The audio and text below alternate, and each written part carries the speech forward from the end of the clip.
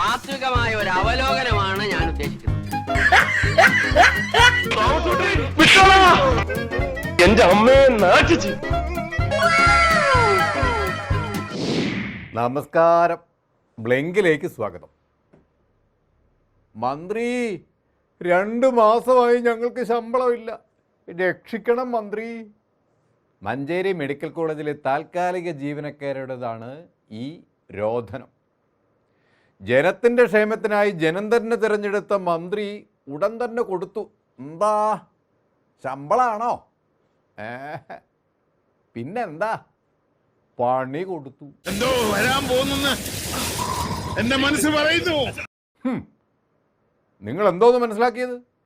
മന്ത്രിയോട് നേർക്കുനേരെന്ന് സംസാരിക്കുകയോ, അതും നിലവിളിച്ചുകൊണ്ട്? കേസ് കൊടുക്കണം പിള്ളത്ത. കൊടുത്തു. വീണാമന്ത്രിയുടെ ആജ്ഞപ്രകാരം കേസും കൊടുത്തു. നാശത്തിലേക്കാ നിങ്ങൾ പോകുന്നത്. മന്ത്രി മേഡം, അവർ പണിയെടുത്തതിൻ്റെ കൂലിയല്ലേ ചോദിച്ചത്? അതും 2 മാസമായി കൊടുക്കാത്തത് കൊണ്ട്. തറവാട്ടിലെ സ്ഥാപന ജംഗമ വസ്തുക്കൾ വിറ്റ് കൂലി കൊടുക്കാനല്ല അവർ പറഞ്ഞത്. സർക്കാർ കൊടുക്കേണ്ട അവരുടെ അവകാശമാണ് അവർ ചോദിച്ചത്. അല്ലെങ്കിലേ നമ്മുടെ മന്ത്രി ആകെ കിളി പോയിരിക്കുക. അപ്പോഴാ ഏറ്റവും അടിസ്ഥാന വർഗക്കാരായ തൊഴിലാളികൾ തന്നോട് മുഖം നോക്കി സംസാരിക്കുന്നത്. വിടുവോ? ഇല്ല. ഉടൻ തന്നെ കിങ്കരന്മാരെ അഴിച്ചു വിട്ടു, ചോദ്യം ചോദിച്ച പാവങ്ങളെ ഓടിക്കാൻ. ഗത്യന്തരമില്ലാതെ പാവങ്ങൾ ആകെ നനഞ്ഞു. ഇനിയിപ്പോൾ കുളിക്കാനൊട്ടും മടിയില്ല. അതുകൊണ്ട് നട്ടല് നിവൃത്തി കൂലി അങ്ങോട്ട് ചോദിച്ചു. ഇപ്പോഴിപ്പോൾ നമ്മുടെ വീണ ജോർജ് മന്ത്രിക്ക് എവിടെ പരിപാടി അവതരിപ്പിച്ചാലും ഗതി ഇത് തന്നെയാണ്. അതോ ഗതി. കിട്ടിയ ഇല്ല, ചോദിച്ചു വാങ്ങിച്ചു. പണ്ടേ ഗർഭിണി, ഇപ്പോൾ ദുർബല, പാവം. കിടക്ക വിട്ട് എഴുന്നേൽക്കുമ്പോഴേ ശുക്രൻ ശനിയുടെ അപഹാരം നടത്തി കഴിയും. പിന്നെ എല്ലാം മന്ത്രിക്ക് ധിം തരികടധോം. മന്ത്രിയുടെ കോപത്തിന് കാരണം ഇപ്പോഴല്ലേ പിടുത്തം കിട്ടിയത്.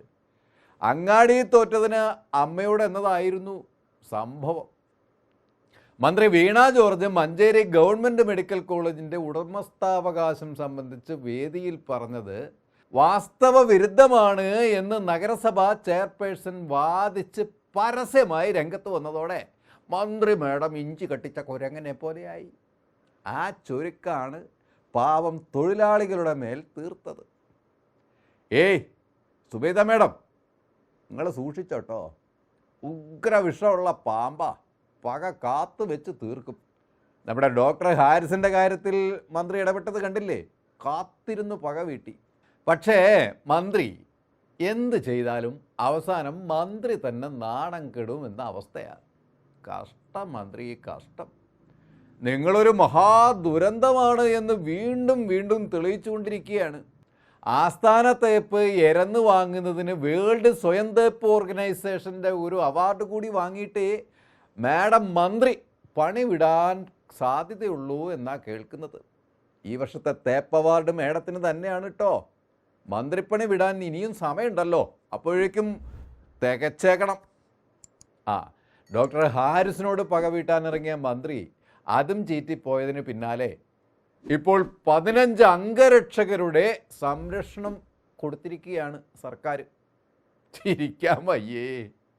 അരിയും തിന്നു, ആശാരിച്ചേയും കടിച്ചു.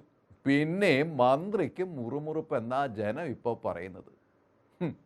കൂലി ചോദിച്ചും കൂലി ചോദിക്കാൻ മുന്നിൽ നിന്നും കൂലിക്ക് വേണ്ടി സമരം നടത്തിയും കൂലി ചോദിച്ച തൊഴിലാളികളെ മർദ്ദിച്ച ജന്മിത്വത്തെ ഉന്മൂലനം ചെയ്തും കൂലി ചോദിക്കുന്നവരുടെ പാർട്ടിയായി അധികാരത്തിൽ വന്ന വലിയ പാർട്ടിയുടെ ജനകീയ മന്ത്രിയാണ് ഇപ്പോൾ കൂലി ചോദിച്ച തൊഴിലാളികളെ തുറങ്കിലടയ്ക്കാൻ ആജ്ഞാപിച്ചിരിക്കുന്നത്.